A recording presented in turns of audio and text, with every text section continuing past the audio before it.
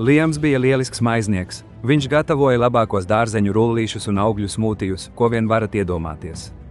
Bet viņa lielais sapnis par pārtikas furgona, zaļā labestība, palaišanu jutās kā kalns. Viņš sēdēja pie sava galda, skatīdamies tukšā datora ekrānā.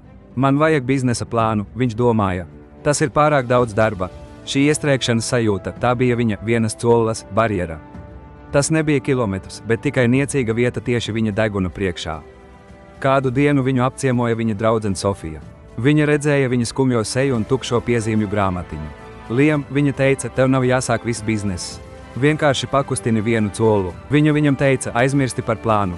Vienkārši uzraksti vārdu zaļā labestība lapas augšpusē. Tā ir tava viena cola. Liams domāja, ka tas ir muļķīgi, bet viņš paņēma pildspalvu. Viņš uzrakstīja 2 vārdus. Viņš beidzot bija pakustinājis to colu. Nākamajā dienā viņš uzrakstīja vēl vienu teikumu par savu mīļāko veģetāro burgeru, Sofija pasmaidīja. Dienu vēlāk viņš uzzīmēja nelielu sava furgona skici. Sākšana ar mazumiņu lika lielajam kalnam pazust. Uzdevums vairs nebija neiespējams. Tā bija tikai viena maza teikuma pēc otra. Viņš pārvarēja barjeru. Viņa mācība bija skaidra, lielākie mērķi tiek sasniegti ar vienu niecīgu soli vienlaikus. Negaidi perfektu dienu, vienkārši pakustini savu vienu colu tūlīt. Noslēpums, kā beidzot sākt, ir padarīt pirmo soli tik mazu, ka tas šķiet smieklīgs. Ja esat gatavs pārvarēt savu barjeru, abonējiet un komentējiet mana cola zemāk, lai pastāstītu Latvijan Repo, ko jūs sāksiet šodien.